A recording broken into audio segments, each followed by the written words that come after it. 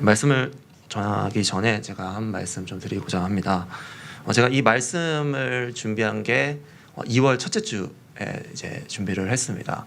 그래서 그때 제가 설교를 할 줄 알고 준비하고 기도하며 이제 있었는데 이 말씀이 지나다 보니까 지금 셋째 주에 말씀을 전하게 됐습니다.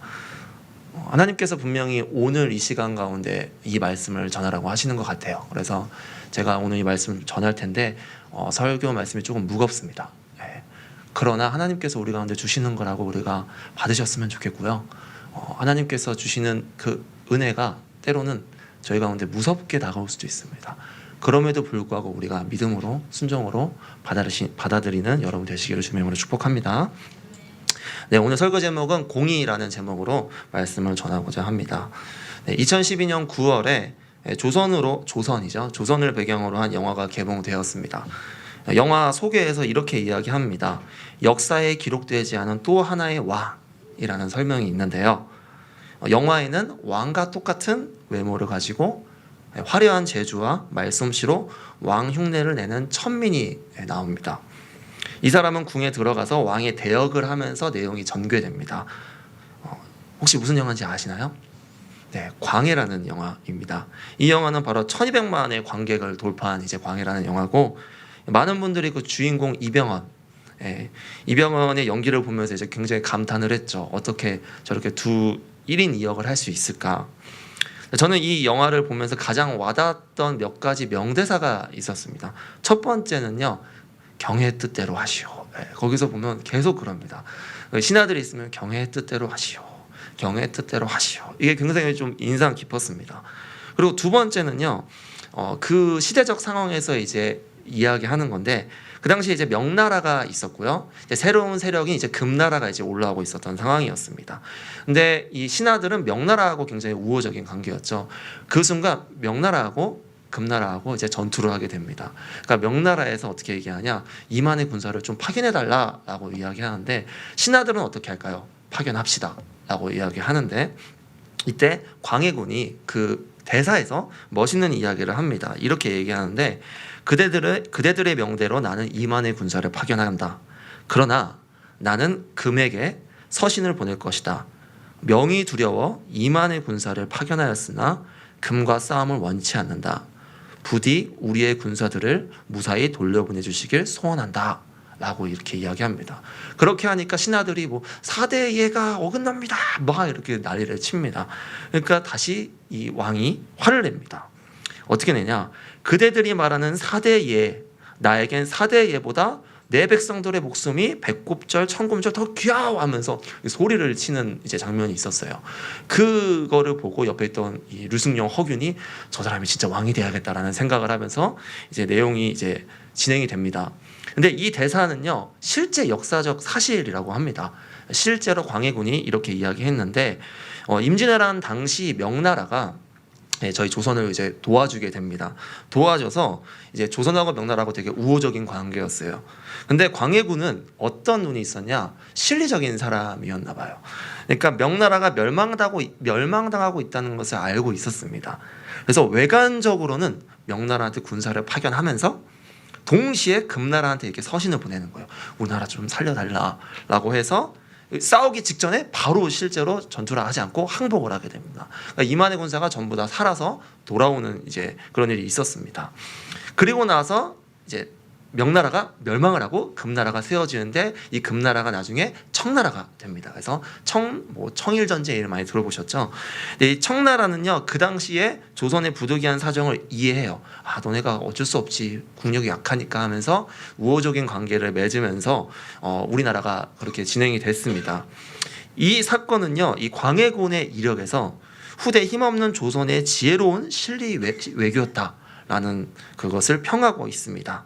근데 이와 비슷한 사건이요, BC 631년에 동일하게 일어납니다. 주전 631년에 아수르 왕 아수르 바니파레이라는 사람이 있습니다. 근데 그 사람이 죽게 됩니다. 죽고 나서 아수르가 강대국이었는데 갑자기 죽음과 동시에 축소되고 분열되기 시작을 했습니다. 그 상황에 자신들의 제국의 야망을 가지고 있었던 두 나라가 이렇게 슬금슬금 올라오게 됩니다. 첫 번째 나라가 바벨론이었고요. 두 번째가 애굽이었습니다. 이 두 나라는요, 이제 아수르의 남은 지역들을 차지하기 위해서 이제 신경전을 벌이고 싸우는 거죠. 근데 그 사이에 끼어있던 아주 자그마한 한 나라가 있었습니다. 그게 바로 남유다입니다. 북이스라엘 이미 아수르에게 멸망당했고 남유다가 있었습니다. 당시 남유다의 왕은 요시야 왕이었습니다. 근데 그가 아수르가 약해진 틈을 타서 통일 왕국을 좀 이루고자 했어요. 다윗 왕조로 다시 회복하겠다라는 마음이 있었어요. 그러기 위해선 둘 중에 하나를 해야 돼요. 바벨론에게 붙거나 애굽한테 붙거나 친바벨론이냐 친애굽이냐 정해야 되는 상황이 왔었습니다. 자, 이때 누구를 택했을까요? 요시야 왕은 애굽을 택하게 됩니다. 애굽을 택해서 이제 이 북방 확장을 막으려고 했습니다. 근데 그러다 어느 날 바벨론이 이제 아수르의 수도 니느웨를 공격하는 사건이 일어났습니다.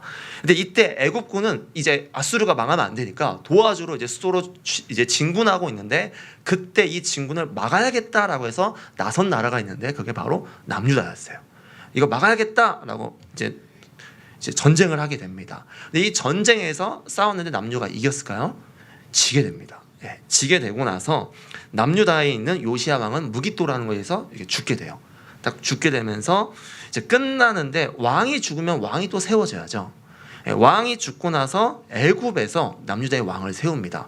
너 왕으로 세울 거야라고 해서 세운 왕이, 발음이 좀 어려운데요, 여호야김. 여호야김이 아니라 여호야김입니다. 여호야김. 발음이 좀 안 되네요. 근데 이 여호야김은 광해군처럼 되고 싶었었나 봐요. 그러니까 실리 외교를 펼치기 위해서 분명히 애굽이 세웠는데 애굽도 가고 바벨론도 가고 이제 왔다 갔다 하면서 이제 추종함으로써 힘을 좀 더 이렇게 얻으려고 했습니다. 그러니까 힘의 정치를 구사하려고 했어요. 근데 그러던 중 605년에 애굽하고 바벨론이 큰 전쟁이 팍 싸웁니다. 한번 붙어보자라고 해서 팍 붙었는데, 이것이 그 유명한, 우리 역사적으로 유명한 갈그미스 전투라는 겁니다. 이 전쟁에서 바벨론은 애굽을 이겨버려요. 그때부터 바벨론의 이 공세, 이 장악력이 굉장히 세지게 됩니다. 그 상황에서 실리 외교를 했었던 발음이 안 되네요. 죄송합니다. 여호야김 맞죠? 네. 여호야김은 바벨론에 조공을 바치는 것을 거부를 해버려요. 그리고 바벨론이 이제 열이 받죠. 그러니까 예루살렘을 이제 포위하게 됩니다. 근데 포위가 된 상황에서 여호야김이 마무리를 하면 좋은데 포위된 상태에서 죽어버려요. 네. 죽어버리고 나서 그 다음에 여호야김이 아니라 여호야긴이 왕이 됩니다. 근데 3개월 만에 바벨론 포로로 잡혀가게 됩니다. 자, 그리고 나서 아까는 애굽에서 왕을 세웠는데 이제 바벨론에서 남자의 왕을 세우게 됩니다. 그 왕이 남유다의 마지막 왕 시드기야 왕을 세우게 되는 것입니다. 그렇게 세우고 나서 시드기야는 10년 동안 남유다를 통치하면서 또 바벨론한테 대항해요. 왜 그런지 모르는데 계속 친애굽파였어요. 친애굽해야겠다. 그래서 588년에 바벨론이 예루살렘 또 포위당합니다. 포위당하고 1년 반 뒤 성전 도시가 완전히 파괴되고 586년에 남유다는 어떻게 되죠? 멸망을 하게 됩니다. 그리고 그 지역은 바벨론의 한 지방으로 이제 되어버립니다. 자, 여기까지 이야기가 지금 남유다의 역사를 제가 설명해 드린 겁니다. 약 40년 동안 4명의 왕이 바뀌었어요. 그리고 국력이 없어서 애굽한테 갔다가 바벨론한테 갔다가 왔다 갔다 했던 이 시기는요, 혼돈의 시기였습니다. 친애굽, 친바벨론, 그리고 남유다에서 또 강경파가 있어요. 온건파가 있어요. 그러니까 그 투쟁이 너무 혼란스러운 거예요. 누구의 이야기가 옳은지 그른지 전혀 이해할 수 없고 분별할 수 없는 시대였어요. 근데 그 시대에 하나님이 선지자를 한 명을 세웁니다. 그게 바로 누구냐? 예레미야입니다. 좀 불쌍해요. 왜냐하면 절대 듣지 않는 시대에 예레미야가 세워진 거거든요. 선지자가 진짜 필요한 시기예요. 혼란스럽기 때문에. 그러나 반대로 가장 힘든 시기예요. 이때 말해도 안 듣거든요. 그리고 무엇이 옳고 그른지 모르기 때문에 분별이 안 되는 겁니다. 각자의 의견이 달라요. 무슨 이야기를 해도 이게 맞는지 안 맞는지 분별이 안 되는 거죠. 그러니까 자신들의 의견만 맞고, 그러다 보니까 어떻게 하죠? 자기가 듣고 싶은 것만 듣는 시대가 된 거죠. 그러니까 이 상황에서 예레미야가 부르심을 받은 건데 어떻게 받았냐? 우리 같이 한번 말씀을 읽어보고자 합니다. 예레미야 1장 5절부터 10절까지 말씀입니다. 네, 앞에 제가 PPT 있습니다. 같이 한번 읽어보겠습니다. 시작.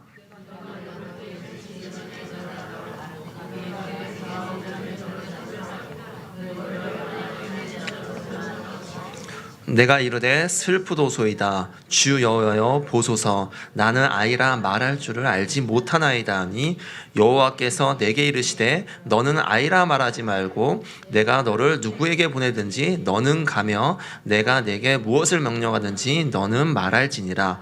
너는 그들 때문에 두려워하지 말라.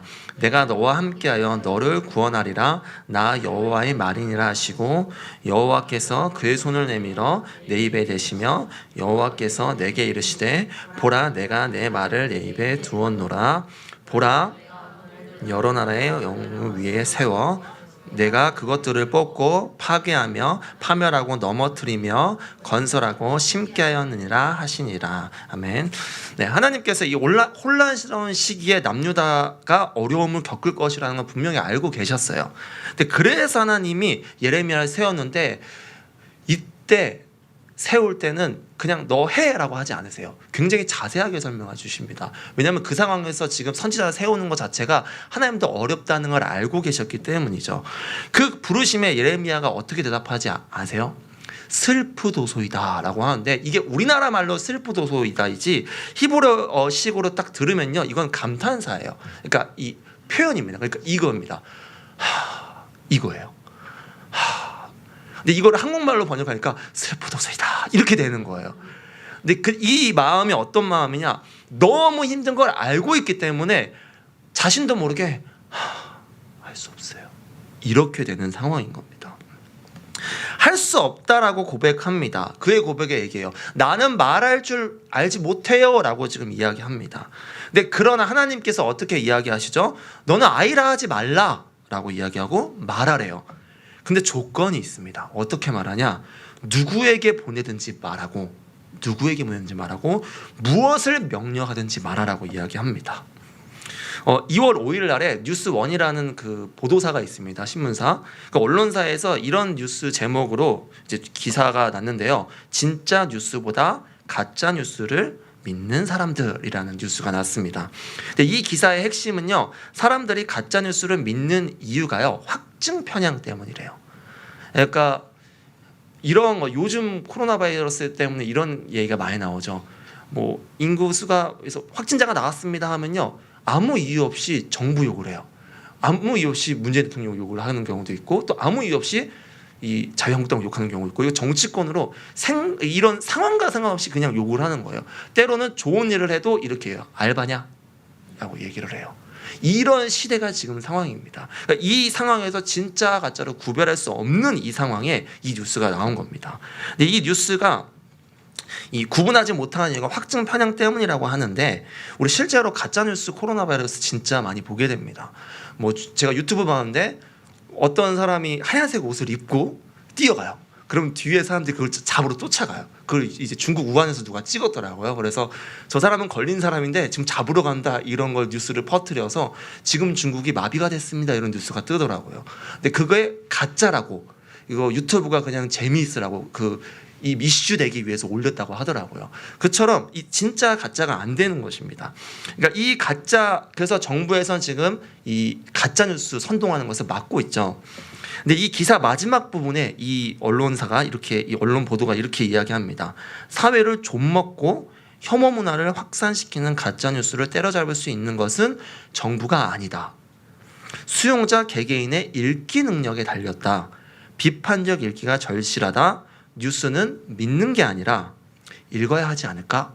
라고 의문하면서 설령 그게 내 마음에 안 드는 뉴스일지라도 라고 이렇게 마무리를 하게 됐습니다. 자, 이렇게 잘 쓴 뉴스가요. 제가 댓글을 봤는데 댓글이 놀랍습니다. 0개입니다. 없습니다. 아무도 쓰지 않았다라는 거죠. 그러니까 사람들이 확증 편향이 이게 뉴스뿐만 아니라 우리 삶에서 굉장히 무서운 모습으로 나타납니다. 근데 사회가 어지러우면 어지러울수록 더 심해지는 것 같아요. 하나님을 소명을 받은 예레미야도 이 상황이었어요. 지금 저희들하고 굉장히 비슷한 상황이었습니다. 바로 그런 시대였는데 자신들의 의견만 피력하고 무엇이 진실인지 아닌지 구분하지 못하는 그 시대에 부름받은 거죠. 이 상황에서 누구를 보내든지 무엇을 말하든지 말하라? 정말 어려운 일입니다. 정말 어려운 일이에요. 근데 그러나 하나님께서 이야기하죠. 두려워하지 마. 내가 너와 함께 할 거야. 나의 말을 예레미야 너 입에 뒀어. 그러니까 넌 말해 라고 이야기하는 겁니다. 그래서 예레미야의 사명이 시작되는 거죠. 근데 예레미야가 하나님 앞에 많은 사명을 따라서 말씀을 선포합니다. 근데 하나님을 믿는 남유다 백성들이 들을까요? 듣지 않습니다. 아니, 듣고 싶은 것만 들어요. 수많은 선지자들이 하나님 말씀을 예언을 해요. 근데 예레미야는 그 선지자 중에 하나일 뿐, 단지 많은 선지자들 중에서 혼자 부정적인 이야기를 하는 사람일, 그냥 미친 사람일 뿐이었어요. 그 상황에. 그러던 중 성전에 올라가던 남유다 백성들을 보고 하나님의 말씀이 임하는데 그게 오늘 본문입니다. 그리고 이 예레미야서의 가장 유명한 성전 설교입니다. 그래서 우리 같이 한번 이 하나님의 말씀을 1절부터 4절까지 읽으면서 우리 말씀을 나아가고자 합니다. 네, 읽겠습니다. 시작. 여호와께로부터 예레미야에게 하신 말씀입니다.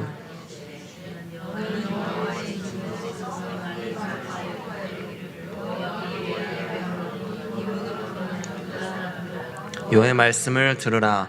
만군의 여호와 이스라엘 하나님께서 이와 같이 말씀하시되 너희 길과 행위를 바르게 하라. 그리하면 내가 너희로 이곳에 살게 하리라. 너희는 이것이 여호와의 성전이라 여호와의 성전이라 여호와의 성전이라 하는 거짓말을 믿지 말라. 아멘. 3절의 말씀은 백성들이 납득할 수 있는 거였어요. 길과 행위를 바르게 하면 이곳에 살게 한다 라는 말이죠. 소망의 이야기입니다. 그러나 4절의 말씀은요, 백성들을 이해할 수 없는 말이에요. 이곳이 여호와의 성전이라 하는 것이 거짓말이래요. 지금 성전에 올라가는 사람들한테 여기는 여호와의 성전이 아니야 라고 이야기하는 겁니다. 그러니까 그곳에 하나님이 계시지 않는다라고 이야기하는 거예요. 예레미야의 말은 예배드리러 오는 백성들한테 말도 안 되는 소리였습니다. 근데 예레미야의 선포에는 분명한 이유가 있었어요. 이들은 하나님 앞에서 온갖 죄를 자행하면서 자신들이 성전에서 하나님께 예배하는 그 사실만으로 하나님께 보호받을 수 있다라는 왜곡된 생각을 가지고 있었던 것입니다. 하나님은 우리를 의인으로 부르셨습니다. 근데 우리는 완벽하게 지금 죄 짓고면서 살고 있습니다. 그러니까 더 큰 죄를 지니까 양심이 움직이지가 않아요. 그러다 보니까 죄는 계속 짓고 계속 교만해지고 변화를 하지 않으면서 그냥 교회에 한 번 나와가지고 하나님의 앞에 딱 서는 것만으로 내가 보호받을 것 같다, 하나님한테 구원받았다라고 지금 우리도 착각하는 거예요. 지금 이 상황이 지금 벌어지고 있는 겁니다. 교회 안에 수많은 그리스도인이 지금 그러고 있습니다. 그냥 한 번 나오고 죄는 그대로 지으면서 한 번 나오는 것만으로도 보호받을 거야 라고 하는 거예요.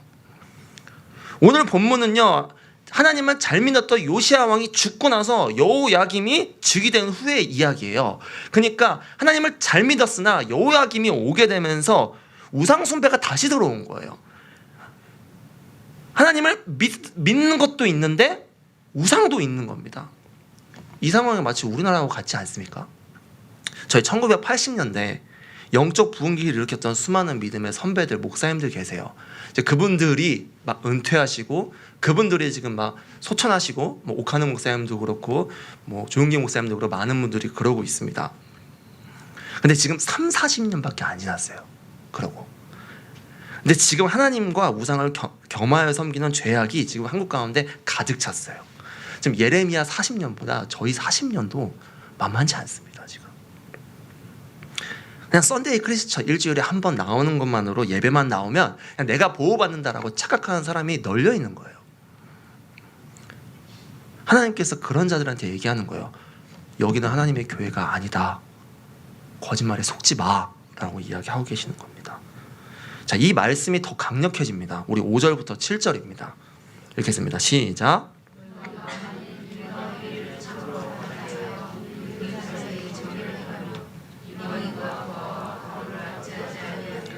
무죄한 피를 이곳에 흘리지 아니하며 다른 신들의 뒤를 따라 화를 자초하지 아니하며 내가 너희를 이곳에 살게 하리니 곧 너희 조상에게 영원토록 준 땅이니라. 아멘. 너희 조상, 이건 뭐냐면요, 아브라함, 이삭과 야곱에 내려온 그 언약을 지금 이야기하는 거예요. 더 나아가서 모세가 출애굽 사건을 통해 광야에서 확증된 그 약속을 계속 상기시키는 거예요. 쉽게 얘기하면 너네 그 약속 기억해? 나와 함께 했던 조건적 언약 아직 기억하고 있어? 그거 네가 지키면 내가 분명히 이곳에 살게 할게 라고 지금 이야기하고 강조하는 겁니다. 왜 강조할까요? 지키지 않아서예요. 철저하게 안 지키고 있기 때문에 강조하는 겁니다. 그러니까 언약만 지키면 살게 할 수 있는데 언약은 지키지도 않으면서 이곳에 살 거라고 착각하는 거, 이 상황인 겁니다. 우리 세대가 악해지면요, 헛된 소망 더 붙잡게 됩니다. 그 붙잡은 시대가 예레미야 시대였고요. 8절에서 예레미야가 이렇게 이야기합니다. 같이 읽겠습니다. 시작. 보라, 너희가 무익한 거짓말을 의존하는도다. 네, 그들은 8절까지입니다. 네.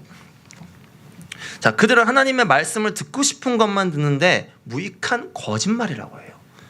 무익한 거짓말이 뭘까요? 듣기 좋은 말이에요. 듣기 좋은 말. 그러니까 남유다는 지금 바벨론 눈치 보고 있어요. 근데 위기 가운데 자칭 하나님의 선지자들이 이렇게 얘기하는 거예요.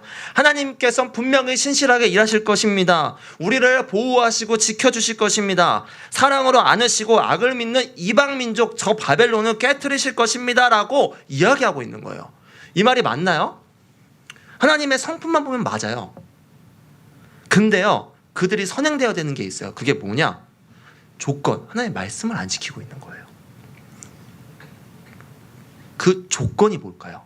우리 9절에서 11절이 나옵니다. 같이 한번 읽겠습니다. 시작.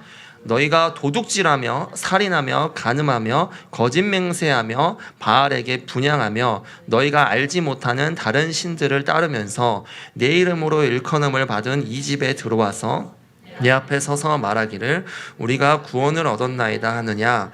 이는 이 모든 가증한 일을 행하려 함이로다. 내 이름으로 일컬음을 받은 이 집이 도둑의 소굴로 보이느냐. 보라, 나 곧 내가 그것을 보았노라. 여호와의 말씀이니라. 아멘. 네, 혹시 9절 보면 무슨 말씀인지 좀 보이십니까? 이게 어느 말씀일까요? 바로 뭐냐면, 네, 맞습니다. 시내산에서 모세에게 주신 그 10계명을 이야기하는 겁니다. 그러니까 그 약속을 지금 안 지키고 있는 거예요. 그러면서 자비의 하나님만 원하는 겁니다. 그때 하나님이 11절에 무서운 말씀을 하세요. 8절도 그렇고요. 내가 그것을 보았대요. 뭘 보셨을까요? 죄를 짓는 모습, 하나님 언약을 지키지 않는 모습을 지금 봤대요. 이 말은요, 나는 자비의 하나님이기도 한데 나는 공의의 하나님이야 라고 이야기하는 거예요. 자비는요, 하나님이 마땅히 받아야 할 것들을 받지 않도록 하는 게 자비예요. 근데 공의는요, 마땅히 받아야 할 것을 받게 하는 게 공의입니다. 지금 남유다 백성들한테 하나님의 공의를 이야기하는 거예요. 너가 순종하면 보호하고 지켜줄게. 너가 순종 안 하면 어떻게 되죠? 벌받아. 자, 하지만 남유다는 예레미야의 말을 절대로 듣지 않아요. 근데 이 패턴이요, 예레미야 전체에 계속 패턴에 반복됩니다. 전체에 계속 그렇게 돼요. 그러니까 예레미야는요, 사명이 뭐냐? 태어났을 때부터 죽을 때까지 열심히 말하지만 열심히 안 들을 남유다 백성을 위해서 나온 거예요. 한 번도 듣지 않아요. 그렇게 그냥 죽었어요. 저는 그래서 예레미야가 눈물의 선지자나 그런 생각이 들 정도로 안타깝더라고요. 이와 비슷한 겁니다. 이렇게 얘기합니다. 때로는 바벨론에 포위되었을 때 하나님께서 이 보호할 거라고 생각할 때 이렇게 얘기해요. 예레미야는 말도 안 되는 일을 얘기합니다. 항복하래요. 항복하면 돌아올 거래요. 근데 들을까요? 안 들어요. 요즘 시대하고 너무 비슷해요. 요즘 멘토가 없어요. 청년들의 멘토가 없대요. 리더가 없어요. 개인주의가 이제 점점 세져요. 그래서 꼰대가 많아졌대요. 꼰대. 라떼이스 홀스인가 맞죠? 나 때는 말이야. 나 때는 말이야. 그 사람들의 말을 들으려고 하지 않습니다. 또 어떤 게 있을까요? 오죽하면 공익 광고에서 그런 얘기를 해요. 뭐 공익 광고에서 듣는 것에 대한 공익 광고를 라디오에서 계속 얘기하더라고요. 뭐 이들의 문제는 무엇일까요? 이러면서 뭐 해결은 듣는 것에 있습니다. 공익광고 협의회 왜 공익광고에서 듣는 걸 지금 얘기를 하고 있는 거예요. 그만큼 우리 세대가 절대 안 듣는다는 거예요. 내가 듣고 싶은 것만 듣고 있다라는 거죠.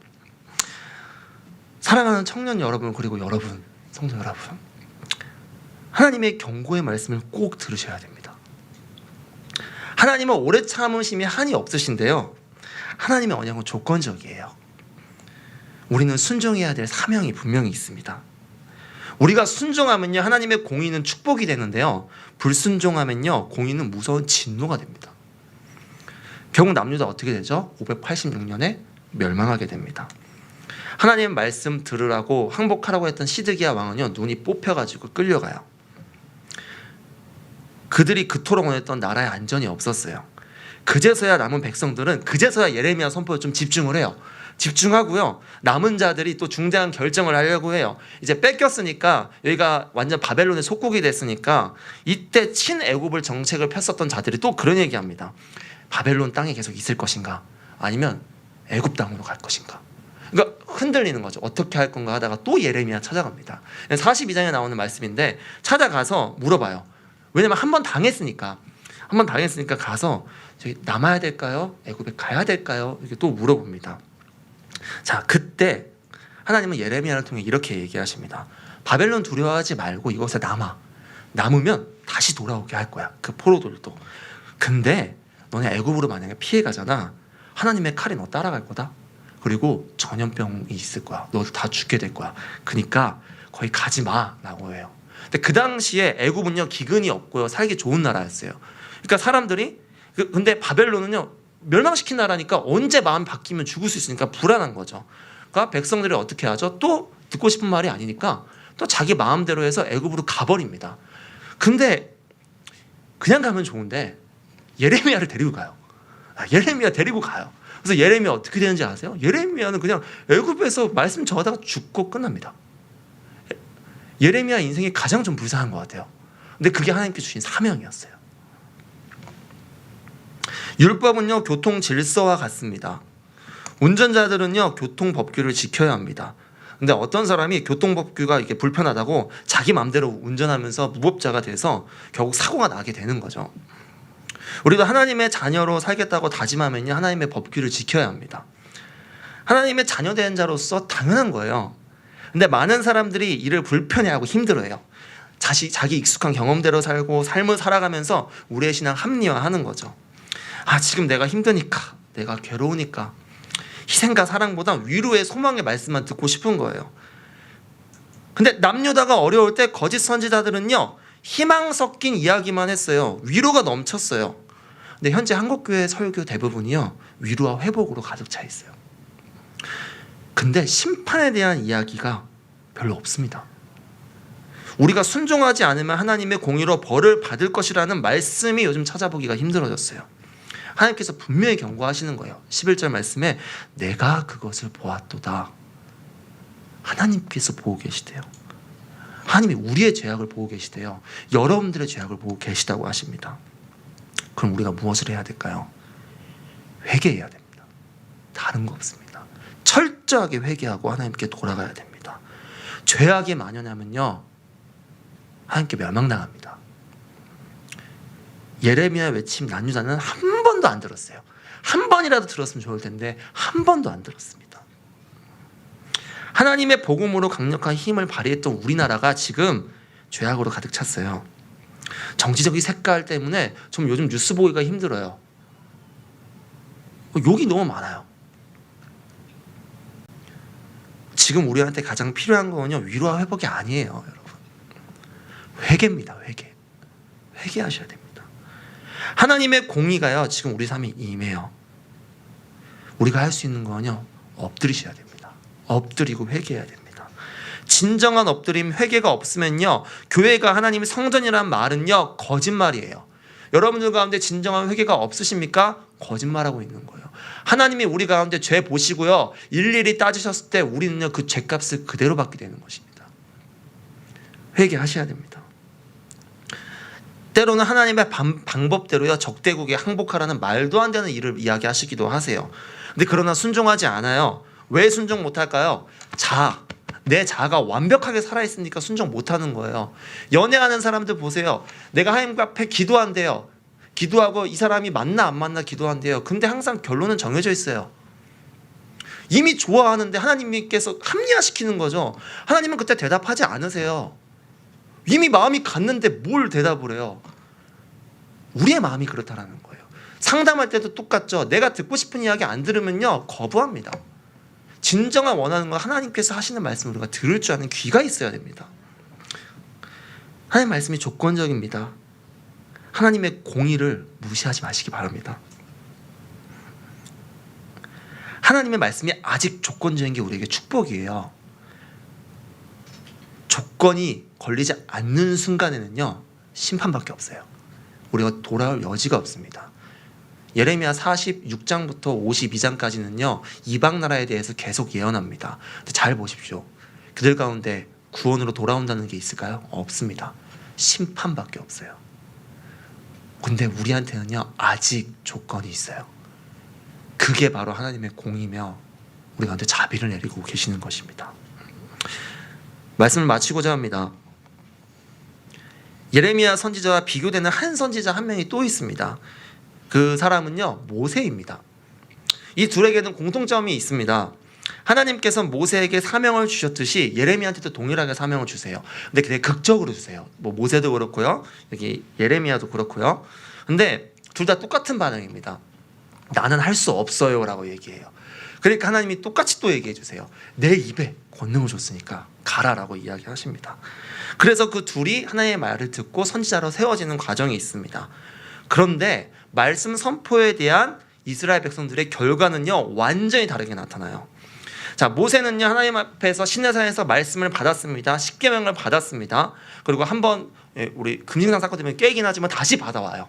그리고 그 받고 나서 그 말씀을 선포할 때 이스라엘 백성들이 아멘이라고 얘기합니다.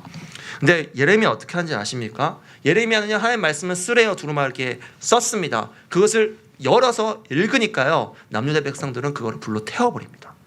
그러니까 다시 두 번째로 또 써요. 그래도 듣지 않습니다.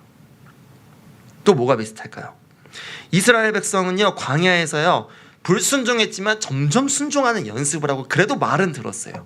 그래도 말은 듣고 불순종하고 듣고 불순종하고 반복했어요. 근데 남유다 백성들은요, 처음부터 끝까지 철저하게 불순종했습니다. 자, 모세는요, 하나님의 언약을 이루기 위해서요, 애굽 출애굽에서 가나안으로 나왔다면요, 예레미야는요, 하나님의 말씀하시는 무시하는 남유다 백성들 때문에 가나안에서 애굽으로 들어가 버립니다. 정반대가 돼요. 순종하면요, 약속의 성취가 일어나는 가나안 땅으로 가는데 불순종하면 다시 약속의 성취되었던 그거를 버리고 다시 애굽으로 돌아오게 되는 거예요. 그건 누가 그런 거냐? 하나님이 그러셨을까요? 아니죠. 우리가 그 역할을 못했기 때문에 그런 결과가 일어나는 겁니다. 여러분, 우리는 어느 위치에 있습니까 지금? 하나님 앞에서 철저하게 불순종하는 자가 아닌 하나님 앞에 철저하게 순종하는 자가 되시기를 주님의 이름으로 제발 축복하고 축원합니다. 그것이 바로 하나님의 공의입니다. 하나님의 공의가 지금 우리 앞에 있어요. 늘 깨어있으므로 예레미야 외침을 지금 들으시기 바랍니다.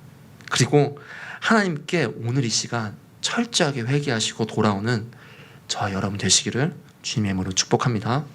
우리 같이 한번 말씀을 생각하시면서 찬양했으면 좋겠습니다. 네, 말씀 앞에서라는 찬양입니다.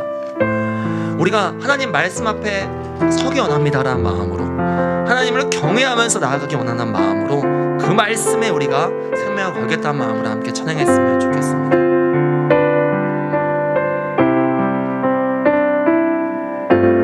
말씀 앞에서 경외함으로 주께 홀로 섭니다. 생명의 말씀 읽고 순종해 주를 예배합니다. 기록된 말씀